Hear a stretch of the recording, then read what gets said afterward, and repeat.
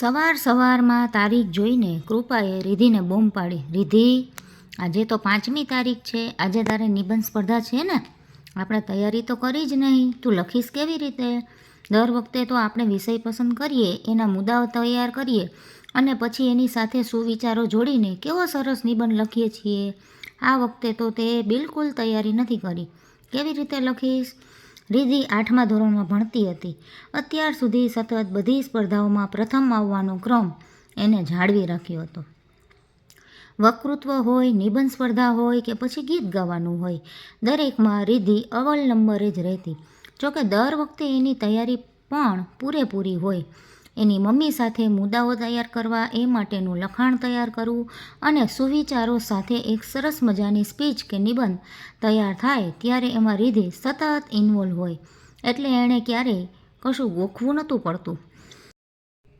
આ વખતે પણ નિબંધ સ્પર્ધાથી શરૂઆત થઈ હતી. વિષય આપી દેવામાં આવ્યા હતા અને નિબંધ સ્પર્ધાની તારીખ પણ નક્કી જ હતી. અચાનક કૃપાનું ધ્યાન ગયું કે સ્પર્ધા તો આજે જ છે અને હજી રિધિએ કોઈ તૈયારી કરવા એની પાસે નથી આવી, એટલે ચિંતામાં પડી ગઈ અને બૂમાબૂમ થઈ ગઈ. જોકે જવાબમાં રિધિએ હસીને કહ્યું, ચિંતા ના કર, થઈ જશે, બધું થઈ જશે. કેવી રીતે થઈ જશે? તૈયારી વગર તો કોઈ કેવી રીતે લખી શકે? એટલે કે તે તૈયારી વગર પણ લખાય એટલી તો તું હોશિયાર થઈ ગઈ છે, પણ વિષયો આપણી પાસે અગાઉથી આવી ગયા હોય તો આપણે તૈયારી તો કરવી જોઈએ ને બેટા. હા, મેં કરી જ છે. કેવી રીતે? કૃપાએ પૂછ્યું. રિધિએ હસીને કહ્યું, મમ્મા, આજકાલ ઇન્ટરનેટનો જમાનો છે. જે તને ન ખબર હોય, મને ન ખબર હોય, પણ ગૂગલને બધી ખબર હોય. ગૂગલ જ નહીં, હવે તો આર્ટિફિશિયલ ઇન્ટેલિજન્સ એપ્લિકેશન પણ હોય છે. મેં માત્ર વિષય લખીને નિબંધ એવું લખ્યું એટલે મને તૈયાર નિબંધો મળી ગયા. હવે મારે બસ એમાં થોડા સુવિચાર અને મુક્તક ઉમેરવાના હતા. એ મેં ઉમેરી દીધા છે.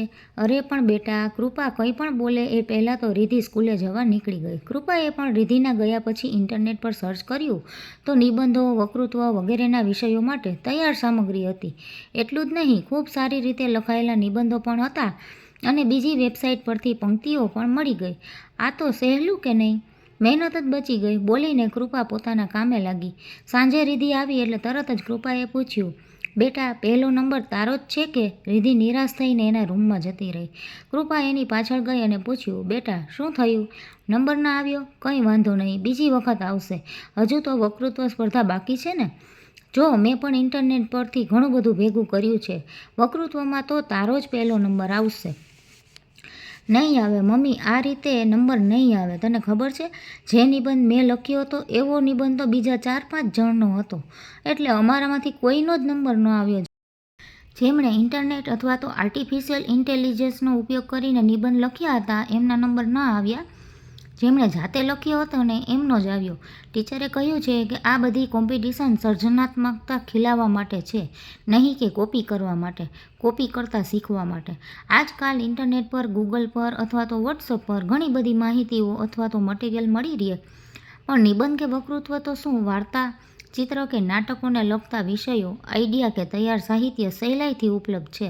એટલે બાળક કે મા બાપ તરફ આકર્ષાય એ સ્વાભાવિક છે, કારણ કે એક તો એ હાથવગું છે અને બીજું ઓછી મહેનતે ઘણું બધું તૈયાર મળી રહે છે.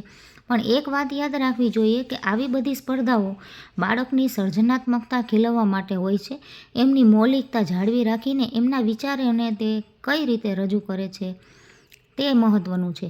એક વખત પોતાના શબ્દોમાં અસરકારક રીતે અભિવ્યક્તિ આવડી જાય ને તો આગળ જતાં સફળતા મળવામાં કોઈ તકલીફ ન રહે. ભલે તાત્કાલિક નંબર ના આવે કે પછી એમના લખાણની નોંધ ન લેવાય, પરંતુ આ શીખવાની પ્રક્રિયા છે અને એટલે દરેકે એ શીખવી જ જોઈએ. બાળકને સમજાવવું જોઈએ કે આપણે જેટલું મૌલિક અને પોતાના શબ્દોમાં અભિવ્યક્ત કરશું એટલું શબ્દ ભંડોળ અને નવા વિચારો આપણને મળશે. આપણે વિચાર કરતાં શીખીશું અને વિચારને શબ્દોમાં ઢાળતા શીખીશું. પછી અભિવ્યક્તિ તો અવલ જ રહેવાની ને.